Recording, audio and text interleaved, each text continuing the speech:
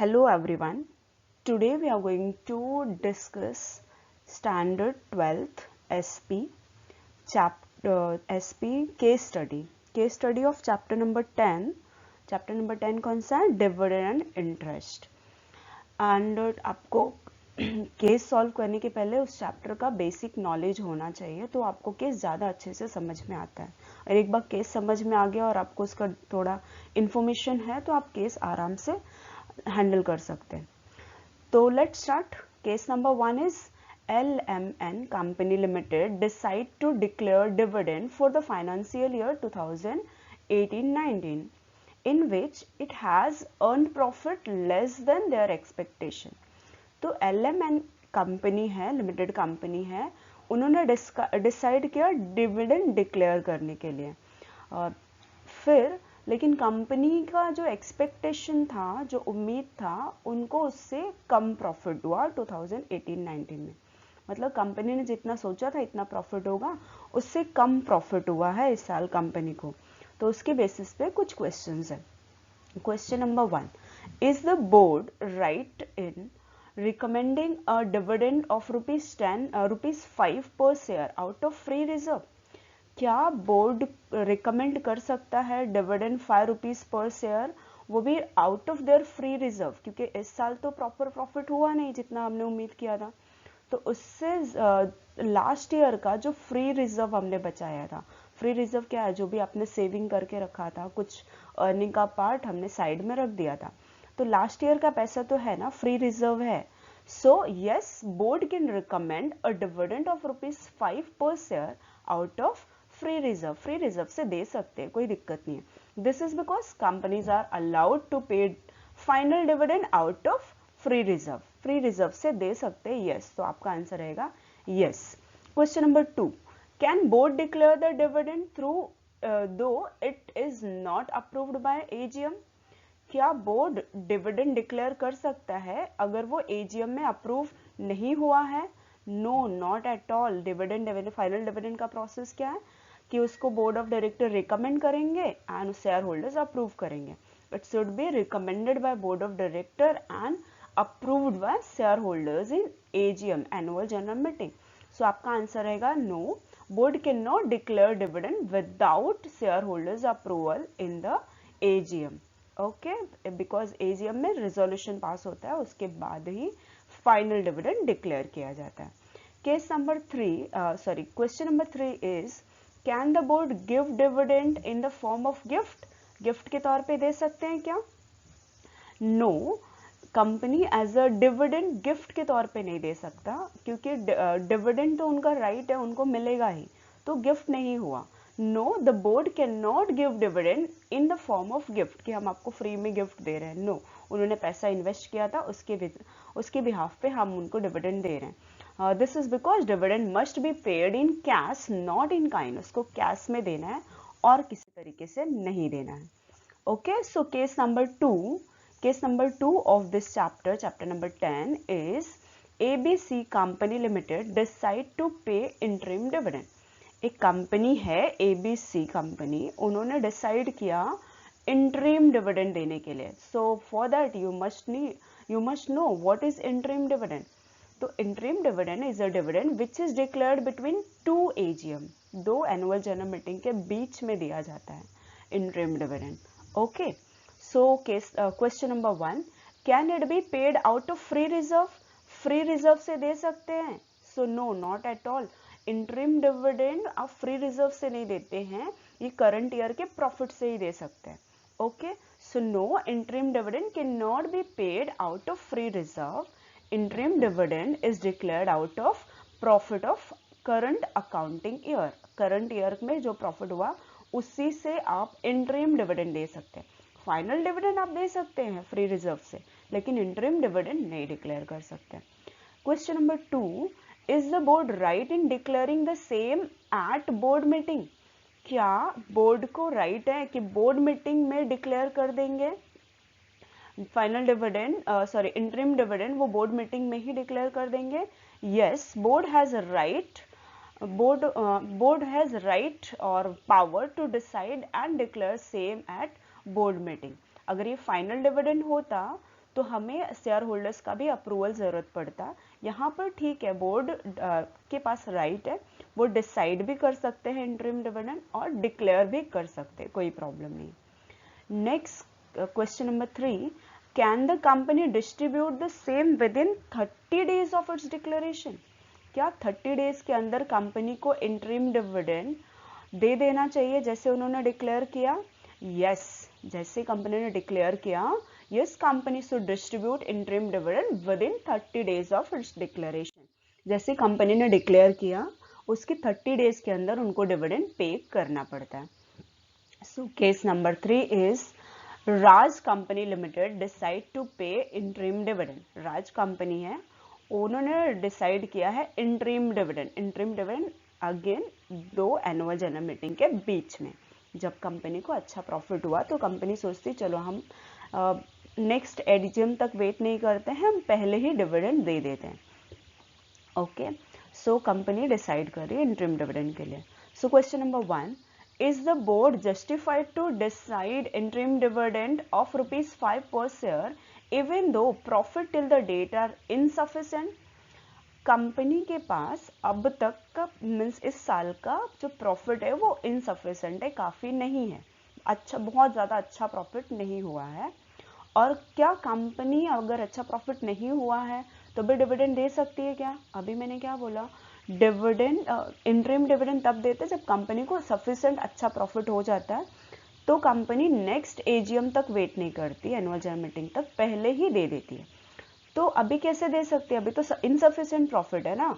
तो no, board is not justified to decide interim dividend of ₹5 per share even though profit till the date are insufficient. This is because interim dividend is declared out of profit. कहाँ से दे सकते हैं? Out of profit. Question number 2, can the board declare it out of free reserve?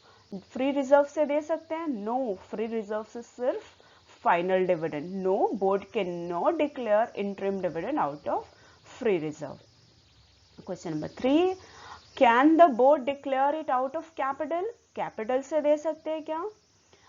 No, board can not declare it out of capital, it is declared out of profit of current accounting year. सिर्फ और सिर्फ current accounting year में अगर profit हुआ है, अच्छा खासा profit हुआ, तो कंपनी डिविडेंड दे देती। So case number 3 is Diamond company limited is considering to declare interim dividend. इनको फिर से डायमंड कंपनी को इंटरिम डिविडेंड देना है। तो question number 1, in how many days of declaration it should transfer the fund to dividend account? Dividend account को कितने दिनों के अंदर डिविडेंड अकाउंट में पैसा ट्रांसफर कर देना पड़ेगा? तो कंपनी जैसे ही डिक्लेयर करती है तो 5 डेज के अंदर उनको डिविडेंड अकाउंट में जितना भी डिविडेंड ट्रांसफर करना है, जितना भी इंटरिम डिविडेंड उनको देना है, within 5 days. So diamond company limited should transfer the fund to dividend account within 5 days from the date of declaration of interim dividend. जैसे इंटरिम डिविडेंड डिक्लेयर किया, उसके 5 डेज के अंदर dividend account में वो dividend जो देना है उसका डिविडेंड अकाउंट में ट्रांसफर कर देना amount. Next question, in how many days it must pay it to share holder? कितने दिनों में शेयर होल्डर्स को दे देना है? 5 डेज के अंदर जैसे डिक्लेयर किया आपने अकाउंट में डाल दिया, डिविडेंड अकाउंट में। With in 30 days of its declaration आपको ये अमाउंट शेयर होल्डर्स को पे कर देना है। ओके, जब भी आपने डिक्लेयर किया उसके 30 डेज के अंदर आपको शेयर होल्डर्स को पे कर देना है। Interim dividend must be paid to share holder within 30 days of its declaration. Question number 3, in how many days of declaration it must transfer the fund to unpaid dividend account? Unpaid, आपने pay नहीं किया तो कितने दिन के अंदर पे करना था? 30 डेज के अंदर। अगर आपने 30 डेज में नहीं पे कर दिया, ठीक है, तो आपका डिविडेंड हो जाता है अनपेड डिविडेंड। नहीं पे किया, अनपेड रह गया, तो वो हो गया अनपेड डिविडेंड। 30 डेज में देना था, 30 डेज में नहीं दिया तो अनपेड हो गया। तो विद इन नेक्स्ट 7 डेज आपको ये अमाउंट ट्रांसफर कर देना होता है unpaid dividend account. Okay, so यहाँ पे क्वेश्चन यही था कि in how many days of declaration it must transfer the fund to unpaid dividend account. तो कितने दिन में अनपेड डिविडेंड अकाउंट में डाल देना है? The unpaid dividend must be transfer to unpaid dividend account within 37 days, within 37 days of its declaration. Declaration के 37 days के अंदर आपको अनपेड डिविडेंड अकाउंट में ट्रांसफर कर देना है। Case number 5 is board of director of star company limited. एक board of director है स्टार कंपनी लिमिटेड का, which is a listed company, और कंपनी है listed company. Recommend the dividend of ₹15 per share to be paid in cash. 15 rupees per share वो देना चाहते हैं और वो भी कैश में पे करना चाहते हैं। Okay, listed company, you need to remember this. Is it justified to pay dividend firstly to its preference shareholder and then after to equity shareholder? अभी हमने पहले पढ़ा इक्विटी और प्रेफरेंस में कि डिविडेंड सबसे पहले किसको? इक्विटी शेयर होल्डर्स को, देन प्रेफरेंस शेयर होल्डर्स। तो ये बोल रहे हैं इज इज जस्टिफाइड, क्या पहले हमको प्रेफरेंस शेयर होल्डर्स को देना चाहिए फिर इक्विटी शेयर होल्डर्स को? यस, तो आपका आंसर रहेगा yes, it is justified to pay dividend firstly to its preference share holders and then to equity shareholder. Reason, preference shareholders are entitled to the dividend before it is paid to equity shareholders as per terms of issue of the preference share. ठीक है, equity shareholders will get dividend from the residual profit। ये सारी चीजें हमने chapter number 2 में अच्छे से detail में पढ़ा था। Next question is that is the AGM required to be approved the same? क्या इस चीज के लिए हम जो डिविडेंड दे रहे हैं, क्या AGM में परमिशन लेना है? एनुअल जनरल मीटिंग में अप्रूवल चाहिए? Yes, AGM is required to approve the dividend. Dividend देने के लिए AGM का अप्रूवल तो चाहिए ही। Dividend is recommended by board of director, is approved and declared by the resolution passed at annual general meeting by the share holders. ठीक है, recommend करेंगे बोर्ड ऑफ डायरेक्टर और अप्रूव और डिक्लेयर करेंगे शेयर होल्डर्स के approval के बाद in the annual general meeting. Annual general meeting में शेयर होल्डर्स आएंगे, रेजोल्यूशन पास करेंगे, उसके बाद उसका अप्रूवल और डिक्लेरेशन हो जाता है। And next is can the company pay dividend in cash? Company dividend cash में पे कर सकती है? तो डिविडेंड तो ऑलमोस्ट हमने यही पढ़ा था। Dividend payable in cash should be paid by cheque और वारंट और by any electronic mode to the share holders. Dividend हमको कैश में ही पे करना है, यस। एंड कैसे कैसे पे कर सकते हैं? चेक में, वारंट में, ठीक है, या फिर ऑनलाइन भी कर सकते हैं। Last case of this chapter is that gold company limited declare a dividend of ₹10 पर share of financial year 2018-19। Gold company है, उनको डिविडेंड डिक्लेयर करना है। अच्छा, डिविडेंड यहाँ पे सिर्फ डिविडेंड बोला तो what we need to understand, this is final dividend. ठीक है, हमें समझना पड़ेगा this is final dividend. Is the company under default? जो कंपनी डिफॉल्टर है, if dividend was not paid within 30 days of its declaration. क्या company defaulter हो जाती है अगर उन्होंने 30 डेज के अंदर डिविडेंड डिक्लेयर नहीं किया? जैसे डिविडेंड डिक्लेयर करने के 30 डेज के अंदर नहीं पे किया, तो आपका आंसर रहेगा yes, the company is under default if dividend was not paid within 30 days of its declaration. आपने डिक्लेयर कर दिया और 30 डेज के अंदर नहीं दिया तो कंपनी हो जाती है defaulter. Next question is the company right in transferring the unpaid dividend to its debenture reserve account? क्या कंपनी को ये जो अनपेड डिविडेंड है वो डिबेंचर रिजर्व अकाउंट में डाल देना चाहिए? No, the company is not right in transferring the unpaid dividend to its debenture reserve account। तो ये पैसा जाना कहाँ चाहिए अगर डिबेंचर रिजर्व में नहीं जाना चाहिए? तो अभी हमने थोड़ा टाइम पहले डिस्कस किया था, it should be transfer to unpaid dividend account. Last case में हमने डिस्कस किया था कहाँ पे डालना चाहिए? Within 30 days unpaid dividend account open in the schedule bank by the company. Schedule bank के पास एक अकाउंट ओपन करना है, अनपेड डिविडेंड अकाउंट। 30 डेज के अंदर डिक्लेरेशन के अगर आपने पैसा नहीं दिया तो उसको अनपेड डिविडेंड अकाउंट में ट्रांसफर कर देना है. Next question is, does the company have to transfer the amount of unpaid dividend to IEPF after 30 days? क्या कंपनी को ये जो अनपेड डिविडेंड का हमने अमाउंट जो अनपेड डिविडेंड अकाउंट में डाला था उसको IEPF में डालना है 30 डेज के अंदर?